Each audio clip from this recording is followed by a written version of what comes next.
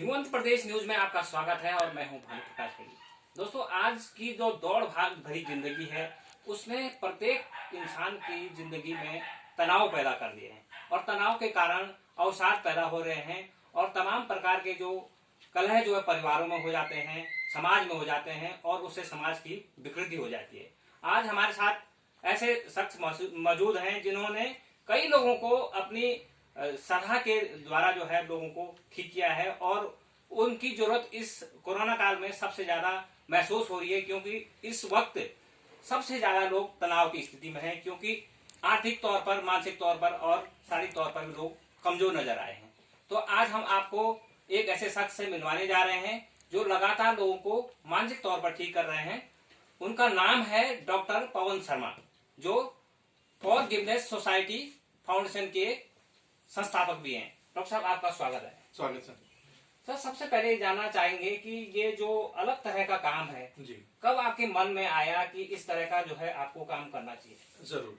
मैं आपको बता सकता हूँ कि ये बात हमारे कॉलेज के दिनों की है, जब हमारे साथी सहयोगी सब साथ में पढ़ते थे हम लोग।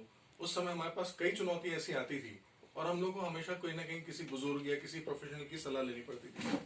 तब भी हम लोग कई बार ये सोचते थे कि उसके बाद हमें पूरी तरह से संतुष्टि नहीं मिल पा रही है। फिर जब प्रोफेशनल लाइफ में आए, हम लोग अपना काम करते रहे। मेरा प्रोफेशन सेल्स लाइन से शुरू हुआ, तो जब हम लोगों से बात करते थे, ग्राहक से बात करते थे, किसी क्लाइंट से बात करते थे, वहां पर मेरी बातों का कुछ ज्यादा अच्छा प्रभाव पड़ता था जी। हमें रिटर्न ज्यादा मिलता था, रिस्पॉन्स अच्छा मिलता था। ये कह लीजिए कि लोग मान जाते थे। तो अक्सर ऐसा होने लगा कि लोगों के बीच में कहीं कुछ मन मुटाव होता था, कोई बात होती थी, तो वो हमें बुलाते थे कि पवन सर आप आकर के जरा बताओ तो मामला सुलझ जाएगा। तो अब मुझे कहीं एहसास हुआ कि शायद मेरी बातों में ऐसा कुछ है जो सामने कोई मान सकता है, समझ सकता है। तब हमने इसी मनोविज्ञान पे खास तौर से काम करना शुरू करा। मैंने अपनी शिक्षा बढ़ाई, अपनी जानकारी ली कि मनोविज्ञान होता क्या है, कैसे काम करता है किसी पे। जब ये चीजें समझ में आने लगी, शिक्षा को देखा, जानकारी देखी, इसमें नई तकनीकों को जाना, नए नए हम लोग जो आविष्कार करते हैं उनके बारे में जानकारी ली और फिर हमने इसको लगाना शुरू करा लोगों के ऊपर। तो उसके रिजल्ट्स इतने अच्छे आए कि हर एक को तसल्ली हुई। सबसे पहला काम हम लोगों ने अपने ऊपर करा कि हम पहले करके देखते हैं क्या ये चीजें काम करती हैं या नहीं करती। तो जब हमने देखा कि हमारे जीवन में बहुत सारे बदलाव हुए, हम खुश रहने लग गए, हमें वो चीजें परेशान नहीं करती थी जिनको पे आमतौर पे लोग तनाव हो जाते थे, गुस्सा आ जाता था, कोई परेशानी होने लगती थी। उन परिस्थितियों में भी हम ज्यादा खुश रहने लगे, शांत रहने लगे। तो हमने कहा अगर ये चीज ऐसे काम करती है तो यकीनन इस पे लोगों तक पहुंचाया जाए। और जब आगे बढ़ते रहे, लोगों को बताते थे, तो हमें ये भी पता चला कि समाज में मानसिक स्वास्थ्य से जुड़ी हुई बहुत सी कुरीतियां, भ्रांति, कलंक, शर्मिंदगी एक चली आ रही है। लोग शारीरिक स्वास्थ्य के लिए तो कभी भी जिम में चले जाते हैं, डॉक्टरों के पास लाइन लग जाती है, ब्यूटी पार्लर तक चले जाते हैं, फिजियोथेरेपी भी करा लेंगे, सब कर लेंगे, शारीरिक ऊपरी दिखावे के लिए कर लेते हैं। लेकिन मानसिक स्वास्थ्य उतना ही जरूरी है जितना कि शारीरिक स्वास्थ्य। बट इसके लिए कहीं भी कुछ सेवा नहीं है, कुछ स्वास्थ्य नहीं है। और अगर हमने जब इस पे रिसर्च करा तो पता चला कि आप भी शायद आश्चर्य मानेंगे कि हमारे सरकार में जो मेंटल हेल्थ को लेकर के बजट पास होता है वो 0.06% है, यानी कि शायद 6 पैसे भी नहीं। तो इसके मुकाबले हम सोचिए कैसे करेंगे और कहां हम समाज में लोगों को हेल्दी कर सकते हैं। और अगर मानसिक रूप से कोई स्वस्थ नहीं है तो यकीनन शारीरिक रूप से तो बीमारियां रहेंगी। तब हमने फिर एक जिम्मेदारी उठाई कि हम ही कुछ ऐसा कदम उठाते हैं कि संस्था बनाते हैं ताकि लोगों को जागरूक करा जाए, लोग मानसिक स्वास्थ्य के प्रति ज्यादा जागरूक हों, समझ सकें कि ये भी हमारे लिए इतना ही जरूरी है। तब हमने फॉरगिवनेस फाउंडेशन सोसाइटी की स्थापना की। इससे पहले भी हम लोग काम करते थे, अपने स्तर से करते थे, बट हमने एक संगठनात्मक रूप से, एक स्ट्रक्चर वे में हमने फॉरगिवनेस फाउंडेशन सोसाइटी बनाने के बाद से काम शुरू करा है। अच्छा डॉक्टर साहब, जब ये आपने काम शुरू करा, ये बहुत नेक काम है और बहुत अलग काम ये है जी। तो आपको कितने लोगों का साथ मिला इसमें, और अब इस तरह से जब आगे आप धीरे धीरे आपको सफलता मिलती जा रही है जी, किस तरह से लोग आपसे जुड़ रहे हैं? सर ये तो वाकई कह लीजिए कि कुदरत वाली बात होती है और बुजुर्गों ने भी कहा है कि जब कोई साथ ना दे तो अकेला चलना चल। तो हमारे साथ भी ऐसा ही हुआ। हमने जब इस मुहिम को आगे छेड़ा करा तो पहले तो कई लोगों ने ही मना कर दिया कि क्या करने जा रहे हो, ये क्या होता है, कोई नहीं साथ देगा और कैसी बात हो सकती है, लोग चलेंगे, तुम किसी को बोलोगे तो लोग कहेंगे पागल है पागल है। क्योंकि इस तरह की भ्रांतियां आएंगी, बहुत चुनौतियां आएंगी। जब भी हमने कहा तो लोग हमेशा कहते रहे नहीं नहीं नहीं नहीं, लेकिन उस मामलों में भी हमें कहते हैं ना, जब आपके पास नेक विचार हो तो आपके पास ऐसे लोग जुड़ते हैं, वो कुदरत आपके साथ जोड़ती है। तो सबसे पहले हमारे घर से शुरुआत हुई, जिसमें हमारी पत्नी श्रीमती भूमिका भट्ट ने उसने ही हौसला बढ़ाया कि हाँ चलो आगे बढ़ो। ऐसा करते हुए हमारे साथ और साथी जुड़े, जिसमें हमारे साथ वकील साहब हैं कुलदीप भारद्वाज जी, उनकी पत्नी। तो इस तरह से हमारे काफिला बढ़ता रहा, हमारे जोश जुड़ते रहे। तो जब इतने घनिष्ठ लोग हुए तो हमने इन्हीं को लेकर के संस्था को ही स्थापित करा, और आज यही लोग फाउंडेशन के मेंबर हैं, फाउंडेशन मेंबर। और आज तो हम इतने खुश हैं कि आज हम सिर्फ ना ही अपने देश प्रदेश बल्कि विदेशों से भी लोगों को जो हम ठीक कर रहे हैं, मदद कर पा रहे हैं। बहुत खुशी हो रही है कि इतने ज्यादा लोगों तक हमारा ये काम पहुंच रहा है। बहुत ही दुआएं मिलती हैं, नेकियां मिल रही हैं, और संतुष्टि होती है कि हमने कुछ अच्छा किया। अच्छा, ये तो आपका पेशा है, ये आप करेंगे इसको, लेकिन इसके साथ साथ जो आर्थिक स्थिति आपकी आती है, कई बार ये आड़े आ जाती है कि आपको जो है कई बार जो है बहुत सारी चीजों को एडजस्ट करना पड़ता है। तो आगे लाइफ में अगर इस तरह से आप करते रहे तो किस तरह का लक्ष्य आपने रखा है? क्या मतलब इसमें पैसा भी मायने रखता है, या आर्थिक स्थिति भी मायने रखती है, या मतलब लोगों का स्वास्थ्य ही ज्यादा मायने? हाँ, अब यकीनन मानिए कि सपना चूंकि हमारा था तो शुरू भी हमें ही करना था। तो शुरू करने के चक्कर में हमने फिर ये करा कि जब आगे बढ़े तो बढ़ते बढ़ते बहुत चुनौतियां आई, क्योंकि रजिस्ट्रेशन भी करना होता है, पैसे भी लगाने होते हैं, और शुरू में बहुत सारी चीजें थी।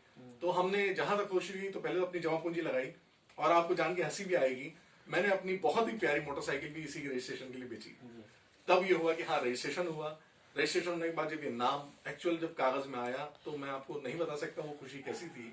तब हमें लगा कि आज हमें एक पहली सीढ़ी मिल गई है, आगे बढ़ने के लिए हम आगे चल सकते हैं। तब आगे चल रहे हैं। अभी तो मुहिम ये अपने पास से चल रही है। यकीनन जैसे जैसे हौसला बढ़ेगा आगे काम मिलेंगे। अभी हम लोग समाज में जुड़े हुए हैं, सरकार से भी जुड़ करके कुछ चीजें कर रहे हैं, तो आगे भी ये फाइनेंशियल मदद होती रहेगी। जो लोग जुड़ेंगे ऐसी चीजें आएंगी, क्योंकि हमारा मेन मकसद है लोगों तक स्वास्थ्य पहुंचाना। पैसा अगर होता तो एक अलग बात है। तो सर, आपने कई लोगों को अभी तक काउंसलिंग दे दी है, और उन लोगों को आप लगातार उनके संपर्क में हैं। तो कहाँ कहाँ आप अभी तक रहे हैं, और क्या क्या जो है उन पर लोगों को इसका फायदा मिला? जरूर। मेरी पैदाइश और मेरी पढ़ाई सारी कानपुर से हुई है, उत्तर प्रदेश से। वहीं पे हमारी पढ़ाई रही, वहीं पे हम लोगों ने सारा काम करा। उसके बाद जब मेरे माता पिता का दोनों का देहांत हुआ तो खुद में कह लीजिए कि बहुत सारा द्वंद था कि कैसे रहें, क्या करें, क्योंकि इकलौता बच्चा था मैं। तो मन थोड़ा रुझाव आध्यात्म की तरफ भी बढ़ा। तो मुझे उत्तराखंड से ज्यादा अच्छा कुछ नहीं दिखा, क्योंकि यहाँ से आसपास आते ही पहुंचोगे आप तो पहाड़ हैं, लोग हैं, स्वच्छ वायु है, दिमाग बहुत शांत हो जाता है। तो इस जगह पर हम लोग पहले भी आते थे। हाँ, पहले सिर्फ दौरों पे आते थे, लेकिन अब हमने उसको अपना स्थायी निवास बनाया है। और हम ये भी देख के खुश हो पा रहे हैं कि यहाँ पे जितने स्वस्थ लोग रहते हैं, जितनी अच्छी तरह से ये काम हो सकता है। यकीनन आज उत्तराखंड एक मॉडल बन रहा है, वो उद्योग में भी, कामों में भी। और यकीनन अगर हम जिस तरह से काम कर रहे हैं तो मानसिक स्वास्थ्य को भी लेकर के एक दिन उत्तराखंड में देख लीजिएगा बहुत अच्छी चमक होने वाली है। सर, आपने स्टूडेंट को भी काउंसिल किया है, कोच को भी काउंसिल किया है, और तमाम समाज के जो अन्य लोग हैं जो फ्रस्ट्रेट हो चुके हैं, जिंदगी को जो है नहीं जीना चाहते हैं, उनको भी आप राह पे लेके आ रहे हैं। जी बिल्कुल। तो किस तरह का एक्सपीरियंस रहा है? क्या आप अनुभव को शेयर करेंगे? सर, ये अनुभव तो शब्दों में नहीं बता सकते हैं, लेकिन ये अच्छा लगता है कि जो व्यक्ति आज आपसे कह रहा हो कि मैं जीना नहीं चाहता, मरना चाहता हूँ और मेरी जिंदगी बेकार है, जब आपकी थेरेपी के बाद वो दूसरे दिन मिले और वो चमक दमक के कपड़ों के साथ हो और चेहरे पे जिंदगी की चमक हो, तो यकीनन लगता है कि हाँ, हमारा जीवन सफल हो गया। तो ऐसे बहुत सारे लोग हुए। आपने बीच में सुना होगा बीएसएफ में बहुत सारी सुसाइडल टेंडेंसीज चल रही थी, वहां पर हमने मदद करी तो वो लोग ठीक हो गए। आईआईटीएंस के बच्चों को हम लोगों ने कुछ दिक्कत दी जो कि परेशान थे। एमटेक के बच्चे अगर सोच लीजिए सुसाइड करने की सोच रहे हैं तो कितनी बड़ी देश की दुर्दशा है, क्योंकि अब वो एमटेक करने के बाद तो देश की संपत्ति हो जाते हैं। तो कहीं ना कहीं हमें ये भी लगता है कि हमने देश के लिए भी कुछ करा, कि एक हमने होनहार वैज्ञानिक को बचा लिया, पढ़ने वालों को बचा लिया, सीए को बचा लिया। तो ऐसा ही करते चल रहे हैं। और आज की तारीख में आप देखेंगे कि लड़कियों और महिलाओं के विरुद्ध बहुत सारे ऐसे क्राइम चल रहे हैं जो कि बचपन से लेकर के वो बुढ़ापे तक झेलती आ रही हैं। और उन मुद्दों को हम लोगों ने अपने बहुत स्पेशल प्रोग्राम्स के तहत उठाया है, जो खासतौर से महिलाओं के लिए है, जिसमें हम उनके लिए कहीं भी चाइल्ड अब्यूज हो या घरेलू हिंसा हो या बलात्कार हो या छेड़छाड़ या कोई ऐसे बुरे सदमे में हो जिनसे कि वो आज तक पार नहीं पा रहे हैं, जिसको हम लोग पीटीएसडी कहते हैं साइकोलॉजी की भाषा में, हम उन सदमों से उनको बाहर निकालते हैं आघात से बाहर निकालते हैं और आज वो एक नॉर्मल कॉर्पोरेट लाइफ में जी रही हैं, नौकरी कर रही हैं। कुछ लड़की ऐसी हैं जो कि पढ़ाई के दौरान ही अपनी आत्महत्या करने जा रही थी, जिसमें कि प्रेम के इशू भी होते हैं, ब्रेकअप होता है या किसी से छेड़छाड़ का होता है। वो लड़कियां आज अगर शादी करके दोबारा अपना घर बसा रही हैं, और कुछ के ऐसे हैं जो कि छोटे छोटे बच्चे भी हैं, वो हम लोग को फोटोज भेजते हैं, मिलते हैं, तो यकीनन लगता है कि हमने इस संसार को खुशी बनाने में अपना योगदान दिया है। डॉक्टर साहब, अब जो मेन जो आपका उद्देश्य है आप उस पर काम भी कर रहे हैं कि जो तनाव की जो स्थिति पूरे समाज में फैली हुई है और उससे जो है अनेक प्रकार की विकृतियां आप देख रहे हैं। कहीं हत्याएं हो रही है, कहीं बहुत की घटनाएं हो रही है, कहीं जो है आदमी इतना फ्रस्ट्रेट है कि वो खुद को जो है खत्म करना चाहता है और रोज के दिन जो है आए दिन ये आत्महत्या और तमाम जो चीजें हो रही है। अच्छा, लोग दूसरा जो है ये जो है मानसिक बीमारी को बीमारी नहीं मानते हैं। जी हाँ यही तो सबसे है। क्या कहना चाह रहे हैं आप, ये समाज कहाँ जा रहा है और किस तरह से इसे सुधारा जा सकता है? सर, जो चीजें होती हैं कि पहला तो हम लोग जानते नहीं है, तो जब नहीं जानते हैं उसके बारे में अनजान हो तो कोई दिक्कत नहीं है, लेकिन जो चीज जानते हैं उसका मानना पड़ेगा। आज हम भगवान पे या ईश्वरीय शक्ति में किसी ने देखा नहीं है, अनुभव नहीं है, मानते तो है, विश्वास है ना, है तो यकीनन मैं लोगों से कहना चाहूंगा जिस तरह से उनके पास शरीर है, उनका विचार है, उनका दिमाग है, तो यकीनन उस दिमाग को भी स्वास्थ्य की जरूरत है, आपके विचारों को भी स्वस्थ होना जरूरी है।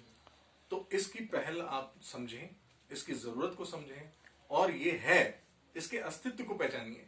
क्योंकि आज सारे लोग अपने शरीर को देखते हैं जो दिख रहा है, अपने विचार को देख नहीं पाते हैं, तो उसका होना ना होना मानते नहीं है। तो मानना बहुत जरूरी है, क्योंकि आज कोरोना काल में तो लोगों ने लॉकडाउन में देख ही लिया है, एक बार में घर में रह के लोगों की हालत क्या हो गई है। लोग एक दूसरे को मारना तो छोड़िए, मतलब पराकाष्ठा है कि लोग चीचा लेदर करने पे जा रहे हैं। लोग किसी को मारने में हिचक नहीं रहे हैं कि क्या हो रहा है। ये क्राइम बढ़ने का मेन कारण यही है। असंतुष्ट लोग ही सिर्फ ये हरकतें कर पाते हैं। जो संतुष्ट हो जाएंगे उनको ये समस्याएं नहीं आएंगी। हाँ, जो भी परिस्थितियां आपके साथ हो रही हैं, आसपास की चीजें कर रही हैं आपको, उनको एक बार जानना, समझना और आपके साथ जुड़ा है या नहीं जुड़ा है, इसको देखना होता है। और बचपन के हिसाब से मैं आपको ये बोलूं कि जो बच्चे परिवार में पढ़ते हैं, परिवेश में पलते हैं, उनके जो बिलीफ मिले हैं, उनको जो वैल्यूज, उनको जो मूल्य मिले हैं परिवार सिद्धांत से, वो पीछे से मिलते आ रहे हैं, उनके साथ वो जिंदगी जी रहे हैं। लेकिन जब वो एडल्ट हो जाते हैं, यानी वयस्क हो जाते हैं, तब वो 100% रिस्पॉन्सिबल है अपनी उस प्रोग्रामिंग को बदलने के। वो अपने आज के परिवेश के हिसाब से अपनी प्रोग्रामिंग कर सकते हैं, अपनी सोच को बदल सकते हैं, अपने हर एक व्यवहार को बदल सकते हैं। तो उस हिसाब से उनका समाज भी बदल जाएगा। आज आप देखते हैं कि कई समाज में ऐसी जगह भी हैं जहां पर भाईचारा बहुत अच्छा है, प्रेम है, क्राइम नहीं है वहां पे, सिर्फ इस वजह से है क्योंकि वहां विचार बड़े अच्छे हैं। और जिन परिवारों में आपस में कला है, यानी वो दोनों के विचार नहीं मिल रहे। हमें बहुत बताते हुए आपको खुशी भी होगी, आप हंसोगे भी कि पंडित जी हमारे यहाँ पे गुण मिलाते हैं, बट वो कभी ये नहीं बताते कि दोनों में बर्तन कब चलेंगे। तो आप उस जगह देखेंगे कि बर्तन तब चलते हैं सर जब वो पति पत्नी के दोनों के विचारों में कहीं मेल नहीं होगा। तो हम कोशिश यही करते हैं कि प्री मैरिज काउंसलिंग के थ्रू, पोस्ट मैरिज काउंसलिंग के थ्रू दोनों के विचारों को मिलाया जाए। अगर विचार दोनों के मिल गए तो इसका मतलब कि उनके बीच में मतभेद वाली काम खत्म हो जाएगा। और मतभेद नहीं होगा तो मनभेद भी नहीं होगा, क्योंकि आजकल हम मतभेद तक नहीं रखते हैं, हम उसको मनभेद पे ले जाते हैं। और मनभेद से मतलब फिर हो जाता है कि ये बंदा हमारे लिए नहीं है, ये बंदा हमारे लिए पसंद नहीं है, हम व्यक्तिगत तौर पर उससे दुश्मनी या नफरत करना शुरू कर देते हैं। डॉक्टर साहब, सबसे बड़ी जो समाज में आज की जो समस्या आ रही है, क्या नशा जो है इसका बड़ा कारण माना जा सकता है? नशा कारण नहीं है सर, नशे का कारण है। जब हम विचार गलत लगते हैं अपने पास, जब हम गलत विचारों की संगत में आ जाते हैं, नकारात्मक सोचने लगते हैं, तब कहीं ना कहीं हमारे पास ये आता है कि हमारा जीवन व्यर्थ है, बेकार है। और तब हम एक ऐसा जरिया ढूंढते हैं कि हम इस जीवन को कैसे खत्म करें। तो कोई टंकी पे चढ़ के कूदता है, कोई ट्रेन के आगे कूदता है, कोई बंदूक में गोली धर के मार लेता है, कोई जहर खा लेता है, और कोई जब इतना कुछ नहीं कर पाता सोचता है थोड़ा थोड़ा कस के मरते हैं, तो वो नशे जैसी चीजों को सेवन करता है। नशा इन चीजों का कारण नहीं है, नशा लेने का कारण हमारे नकारात्मक विचार है। यानी अगर हम विचार पकड़ लेंगे तो हमारे लिए साथ यही एक विचार होते हैं जो किसी बच्चे को, किसी नवयुवक को जिम में, हेल्थ क्लब में अच्छी सेहत बनाने के लिए भेजते हैं। यही एक विचार ऐसे होते हैं जो किसी को शराब की दुकान या नशे के सौदागरों के पास भेजते हैं। तो सिर्फ विचार अगर बदल देंगे तो यकीनन हम सेहत रहने पे ध्यान देना रहेंगे, बजाय कि अपने आप को खत्म करने के। डॉक्टर साहब, एक जो समस्या समाज में जो देखी जा रही है, अब जो नई पीढ़ी के बच्चे हैं जी, छोटे बच्चों में भी तनाव देखने को मिल रहा है। बिल्कुल। आज की तारीख में आपको आश्चर्य होगा, 4 साल का बच्चा डिप्रेशन में। जी, और जो बच्चे पढ़ाई कर रहे हैं, जी। मतलब उस ड्यूरेशन पे तो बच्चा पढ़ाई ही करता जी है। बिल्कुल। क्या कारण मानते हैं आप, ये तनाव क्यों बढ़ रहा है? पढ़ाई के वजह से तनाव है, या गृह क्लेश के तनाव है, या मतलब जो पेरेंट्स है वो बच्चे को समझा नहीं पा रहा है, समय नहीं दे पा रहा? जी, सबसे पहली तो दिक्कत आती है सर, हमारी जॉइंट फैमिली नहीं है। अब हम सब न्यूक्लियर हो गए हैं। क्योंकि पहले हमारे पास बर्दाश्त की ताकत इसलिए होती थी कि जब कोई बड़ा बुजुर्ग हमें डांट दे, मार दे, तो हमारे बुजुर्ग कहीं ना कहीं हमें समझाते भी थे, मनाते भी थे, और हमारे अंदर वो सहनशीलता जागती थी कि हाँ, हमने ये गलत काम करा है। लेकिन आज की तारीख में जहाँ न्यूक्लियर फैमिली हो रही है, जहाँ माँ बाप रोज सुबह काम धंधे पे चले जाते हैं, बच्चा अकेला बैठा हुआ है, किसके भरोसे पता नहीं, अब कौन सी बात उसको कहाँ से लग जाए, तो उसको संभालने वाला कोई नहीं। और वो इसको इसलिए भी जानकारी नहीं मिल पाती क्योंकि वो जानकारी आज की तारीख में माँ बाप के पास नहीं है।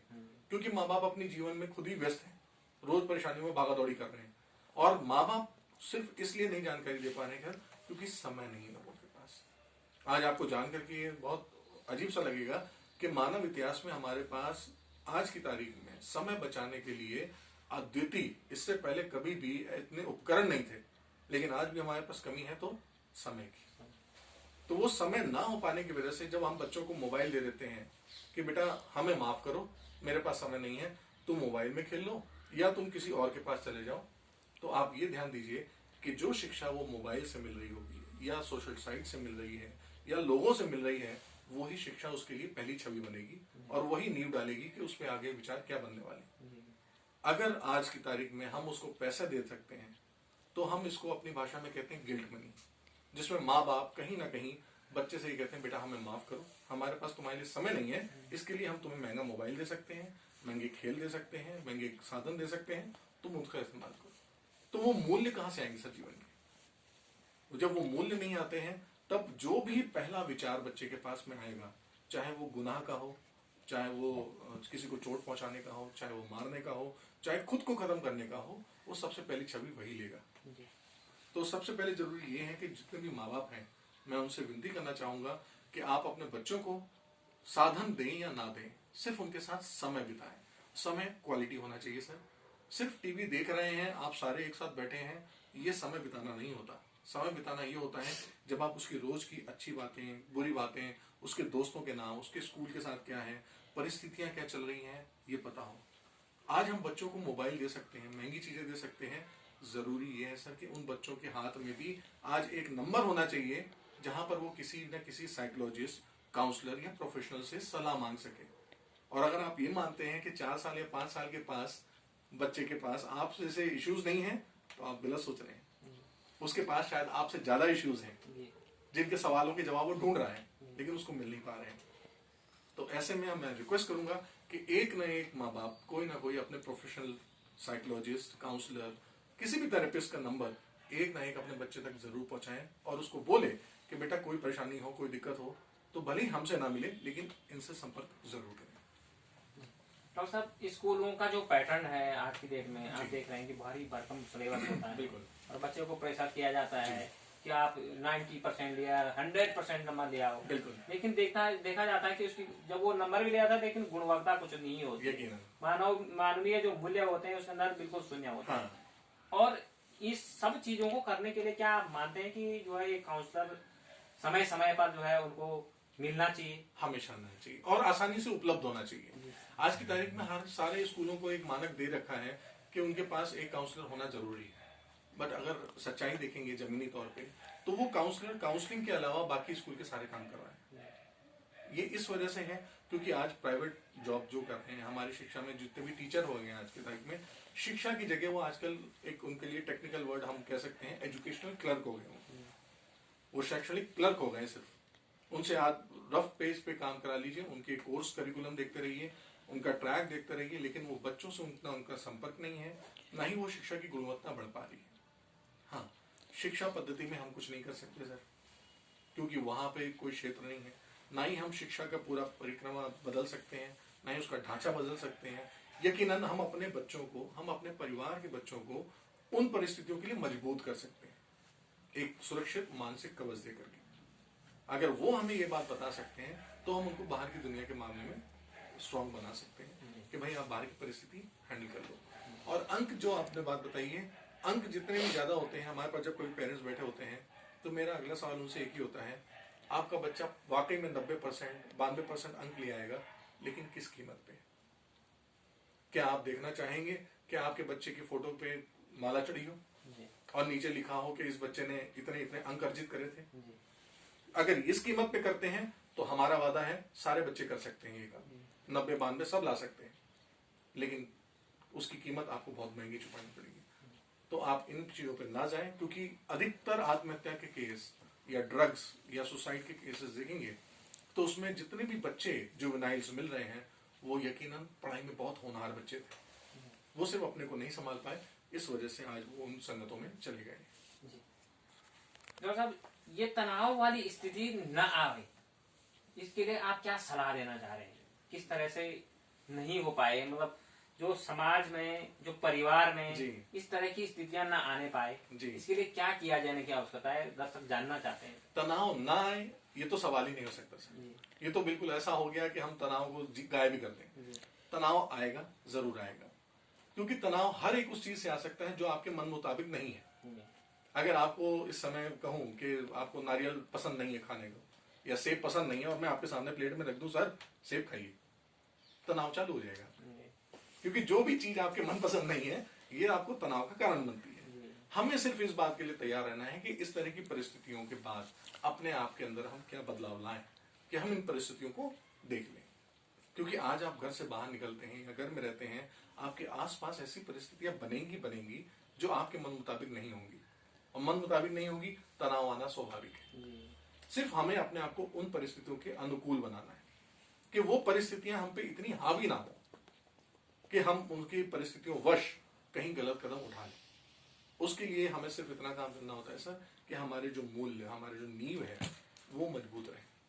अगर आज की तारीख में किसी भी बच्चे को शुरू के 7 साल तक सकारात्मक परवरिश दी जाए, उसको मूल्य बताए जाए परिवार के, समाज के, दुनिया के, घर के, तो यकीनन उस पर ये बाहरी परिस्थितियां आज हावी नहीं होंगी। लेकिन आज हम वो ही नहीं कर पा रहे।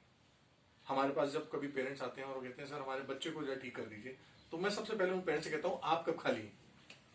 क्योंकि बच्चे तो हमारे जो हरकतें हैं उनकी छवि है, वो मिमिक करते हैं, वो हमारी तरह का रिएक्शन दे रहे हैं। सुधरने की जरूरत तो हमें है।